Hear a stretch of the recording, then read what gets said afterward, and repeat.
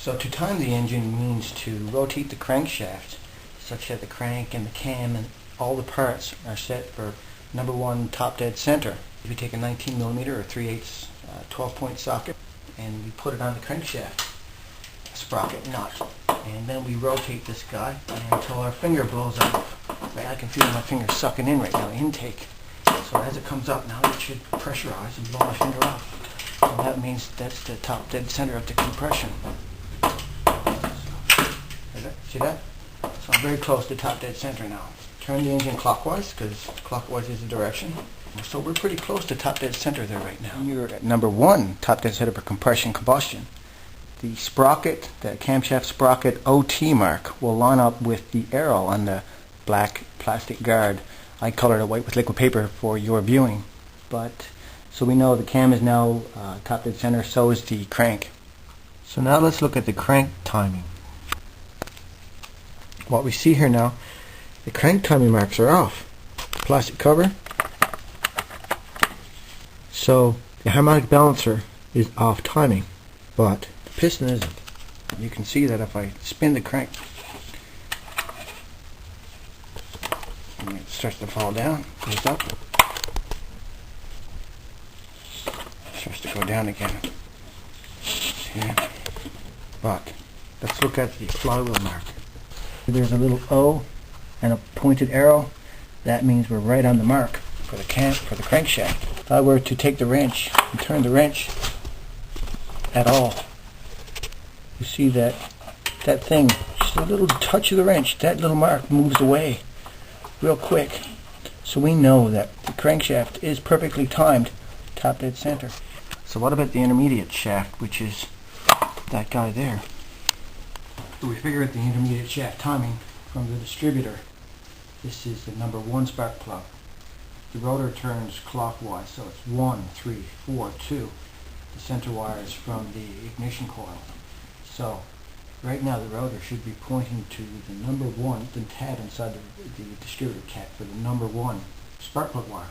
So we need to remove this cap.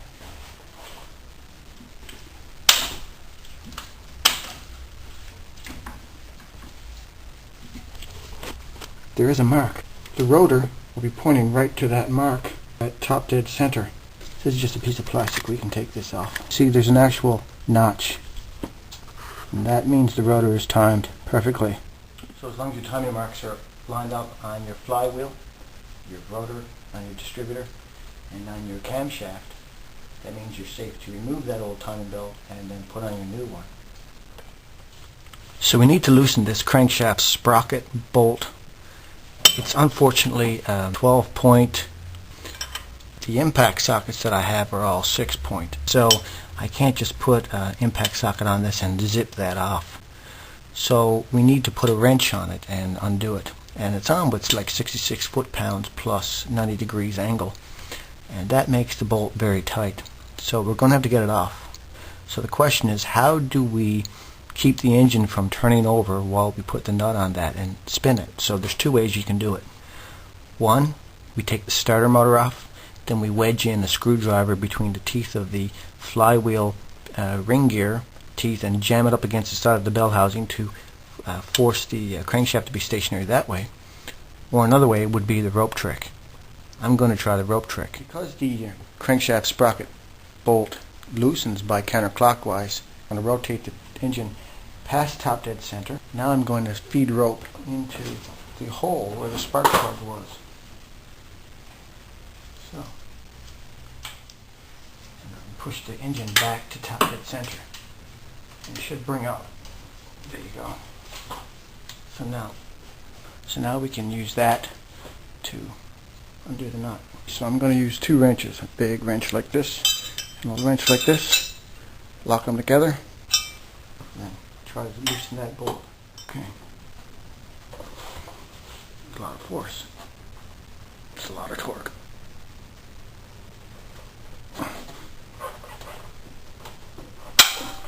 There you go. It's loose. So while the belt's still on, we can now loosen the camshaft one. We'll have to deal with fixing that so it can be loosened later, but we'll use the force of the belt now. we use the strength of the belt to hold it tight, so that one's loose. Okay, get on the intermediate shaft, and now we can also counterclockwise. Okay, and that one's loose. Okay, and now we need to put the engine back to top dead center. Put the wrench on the crank.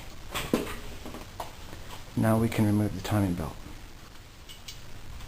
And now we just take that nut off this tensioner. Just take a 15mm, find that nut.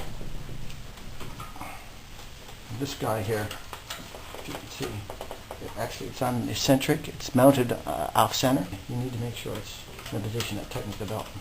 And you should replace this tensioner every time you do the timing belt, because if the bearing goes and seizes up, this pulley will stop spinning and the belt will then rub on it, heat up and melt and burn up. Then the piston will come up, hit the valve, and basically you destroy your engine. So for $30 or whatever the tensioner costs, you want to replace the tensioner every time. Okay. So this belt just gets wiggled off just like this. And it can come off with the tensioner. Okay. So that's it. That's all there is to a timing belt. This guy here. Not too bad. Now we remove the camshaft sprocket. Wiggle the sprocket off. So it seems to me that the camshaft seal was starting to do some leaking. Take the woodruff key off so you don't lose it.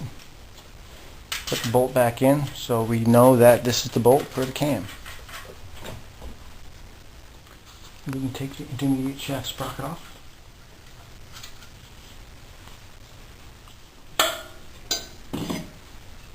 It too has a woodruff key. So we're going to remove this guy. Just like that. We actually shift the engine a little bit now. That's okay. That guy. This is a stretch bolt, meaning that when it gets torqued, threads actually stretch, and the bolt actually stretches and acts like a spring. It's a one-time use bolt, so you have to get a brand new one. We got a bolt nut here and a nut here. A couple bolts here. And one down. And what we're going to do is we're going to take this splash guard off and take this off as well, so we can get better access to this housing that this intermediate shaft seal is mounted in. So we're going to start on the bottom and work our way up. So remove. Okay.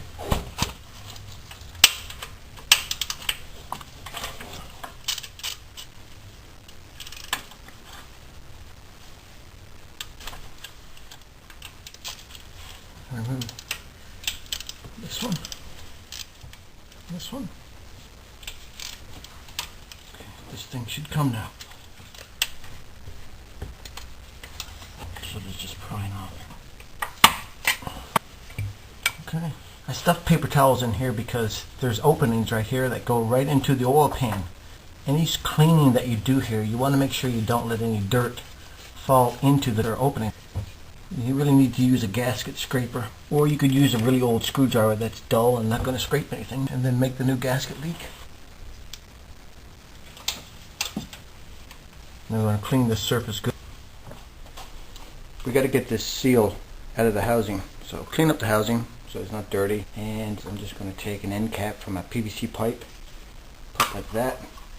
You could take something like this if you want. This is a 1-inch PVC pipe. Put it in there and just take your hammer now and smack that out. Or what I'm going to do is I'm just going to use a socket instead. Same difference, I guess. I have it pressed, but to get it out, just and that's the seal pressed out.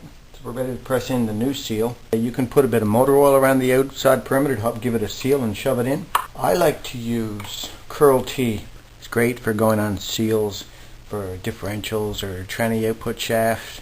It doesn't really dry. It smells like toothpaste, smells minty, and it's really sticky, but it's great stuff. It's like green, fluorescent green toothpaste.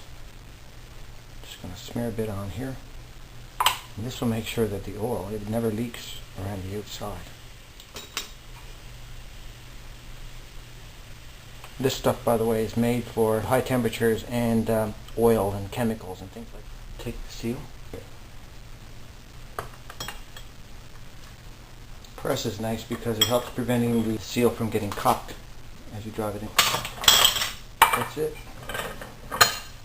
Thank you for watching part 2. Please watch part 3.